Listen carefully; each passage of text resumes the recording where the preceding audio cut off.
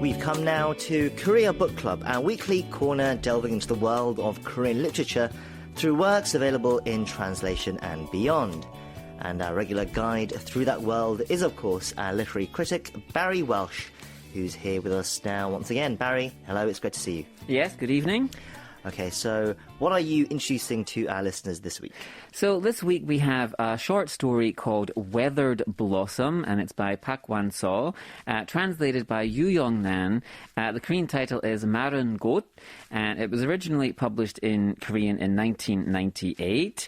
There are actually two English translations of the story available. It was included in a collection of Park's short stories called Lonesome You, where it was translated by Elizabeth Hejin Yoon, where it actually has a slightly different title of Withered Flower. It's interesting to see the choices the translators make with the title. And that was published in English in 2013. However, the translation we're focusing on today was published in 2006 as part of the Holland Books Modern Korean Short Stories collection. Now, of course, Park sadly passed away in 2011, but of course she was a much beloved writer, and we've covered many of her books and short stories over the past few years. And among her talents, Park was a very celebrated short story writer. And today's story, Weathered Blossom, is a great example of her talents. It's a love story that looks at love and romance between widows and pensioners, and the social attitudes towards remarriage and finding new love in old age. Yes, this is an interesting topic this week that cuts across some quite significant social trends in Korean society currently. The number of senior citizens in Korea has, of course, been rising for some time now and is set to continue to rise. And among this growing demographic, there is an increasing number of widowed and divorced people. And when you combine this with the decline of the traditional three-generation families and the lack of government support for older people, many senior citizens nowadays are expressing a feeling of abandonment and loneliness. So one way some are combating this is by dating again.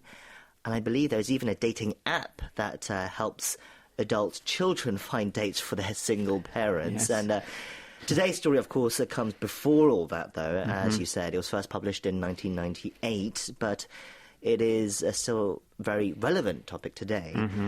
So, Barry, with all that in mind then, how does Park depict this phenomenon of dating seniors? Yeah, right. That is an interesting point, actually. So, Park, she was sort of anticipating this sort of phenomenon before I guess it really started happening. But anyway, so the story is told from the point of view of a 60-year-old woman. She's a widow. We learn that her husband passed away a few years previously. She has 4 children who are all now adults, and they've all either moved away from their home, their family home, to different parts of the country, or even left Korea altogether for America. So as such, the unnamed narrator, she lives alone, and she's increasingly sidelined from her children's lives outside of phone calls and promises of visits. And unlike many seniors in Korea who live in poverty, she is financially stable, so she doesn't have any monetary worries, but what will fill the rest of her life? She's only 60 years old, she's in good health, and could reasonably expect to live for decades longer. Life is not over for her.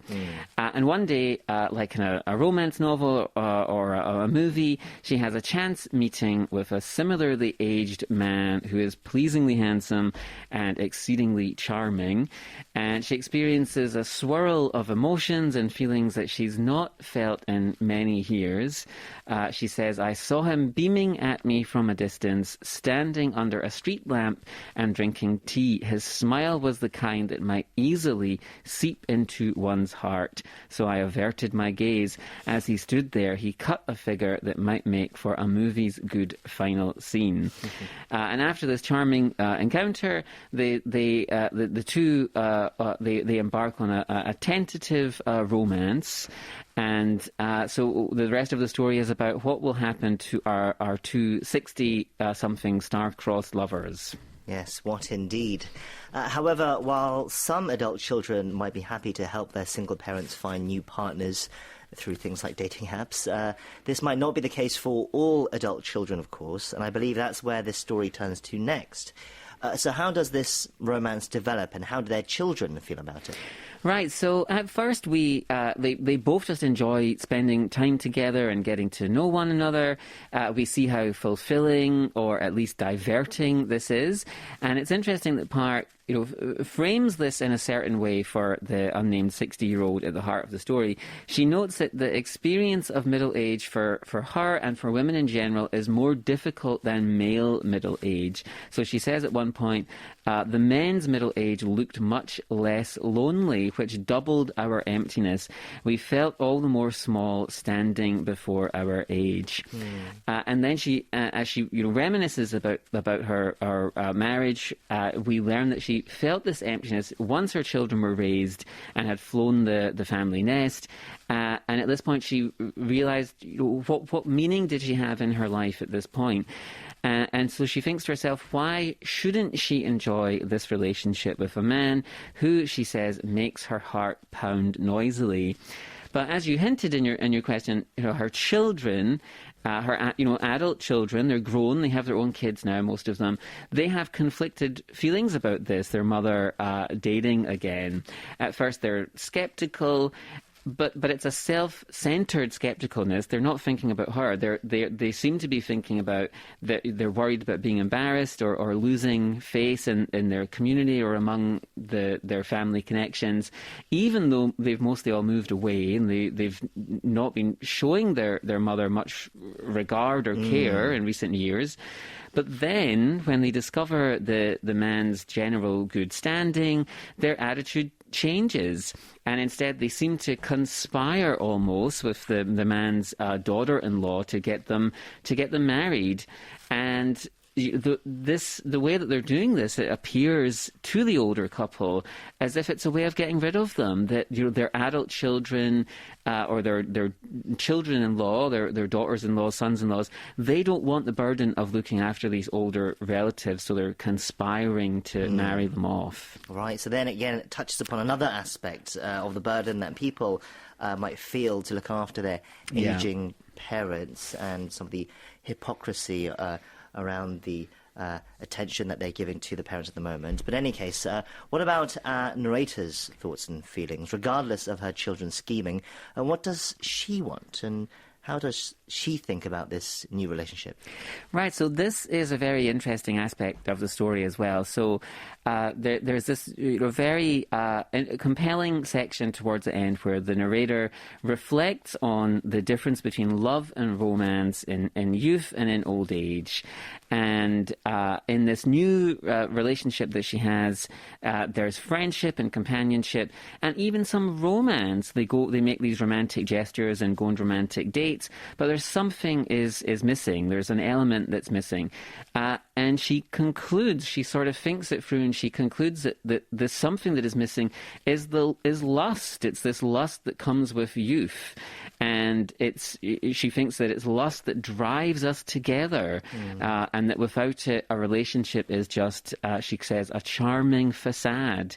And she comes to the conclusion that this new relationship, it's ultimately pointless at her age. And that she writes that it takes animal-like hours together between a husband and wife who had made children, given birth to them, and raised them. That's what a relationship is. And it's quite a conservative conclusion in some ways, this view of love and relationships in general. I'm sure there's some readers that might not like the way that she frames this at the end of the story, but there's other elements as well there.